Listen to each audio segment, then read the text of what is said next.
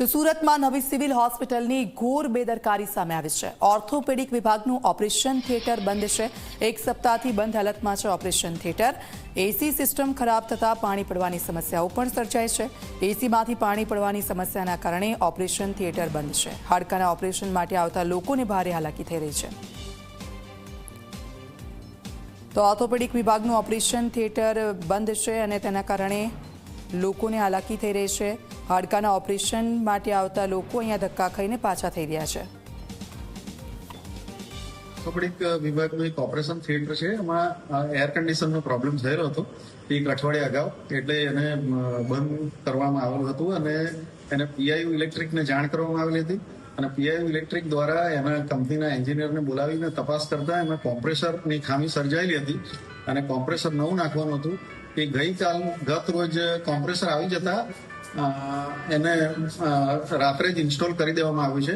આજે ટેસ્ટિંગ કરશે અને મોટે ભાગે કાલથી એ ઓપરેશન થિયેટર ચાલુ થઈ જશે અને આ એક અઠવાડિયું બંધ રહ્યું તે દરમિયાન એક સર્જિકલ ઓપરેશન થિયેટર ઇમરજન્સી માટે રાખેલું હતું, એમાં ઓર્થોપેડિકના ઓપરેશનો થાય એવી વૈકલ્પિક વ્યવસ્થા કરેલી હતી।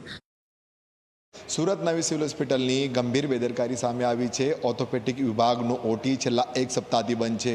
દ્રશ્ય જોઈ શકાય છે, નવી સિવિલ હોસ્પિટલની કિડની બિલ્ડિંગના છે અને આ ત્રીજા ફ્લોર ઉપર ઓર્થોપેડિક વિભાગનું ઓટી આવેલું છે। એસી સિસ્ટમ ઠપ થઈ જવાથી અને પાણી ગળવાથી સમસ્યાને પગલે તંત્ર દ્વારા ઓપરેશન થિયેટરને બંધ કરી દેવામાં આવ્યું છે, જેના કારણે દર્દીઓને હાલાકીનો સામનો કરવો પડી રહ્યો છે।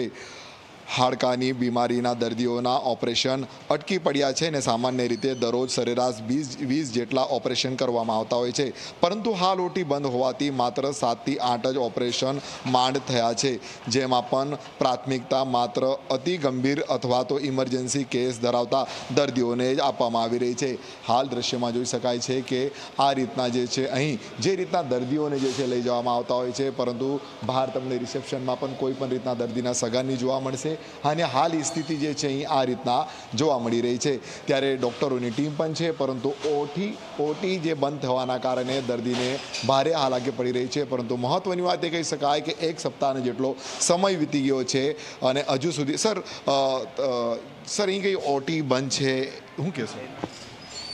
બિલકુલથી સ્ટાફ કંઈ બોલવા માટે તૈયાર જ નથી અને તંત્ર પણ ક્યાં કંઈ કામ કરવા માટે તૈયાર નહીં હોય, કારણ એક સપ્તાહનો જેટલો સમય જે છે અહીં વીતી ગયો છે। હાલ અહીં દ્રશ્ય તમને બતાવીશ કે અહીં એક કર્મચારી હતા, ત્યારે G24 કલાકની ટીમને જોઈને તે પણ જે છે અહીંથી જતા રહ્યા છે, એટલે કોઈ પણ કંઈ બોલવા તૈયાર નથી, ના કે કંઈ અહીંયા કામ કરવા તૈયાર નથી। ત્યારે ગંભીર બેદરકારી કહી શકાય છે કે આ સિવિલ હોસ્પિટલની। ત્યારે મહત્વની વાત એ પણ કહી શકાય છે કે લિંબાયતના ધારાસભ્યએ પોતે જ વિધાનસભામાં પણ જે છે સવાલો ઊભા કર્યા છે કે નવી સિવિલ હોસ્પિટલ તંત્રની અંદર અનેકો વખત ગંભીર બેદરકારી સામે આવે છે અને ખુદ ધારાસભ્યએ અહીંના તંત્રને પણ જાણ કરી છે કે સુધારો કરવામાં આવે, પરંતુ કોઈ નક્કર કાર્યવાહી કરવામાં નહીં આવતા તેમને આકરા પ્રહાર કર્યા હતા અને સિવિલ હોસ્પિટલની ગંભીર બેદરકારી પર સવાલો ઊભા કર્યા છે। ત્યારે આરોગ્ય મંત્રીના જે હોમ ટાઉનમાં જે છે સિવિલ હોસ્પિટલની આવી દશા જોવા મળી રહી છે, જેને લઈને દર્દીઓ સહિત સ્થાનિકોમાં આક્રોશ જોવા મળી રહ્યો છે। પ્રશાંત ડિવરે, જી મીડિયા, સુરત।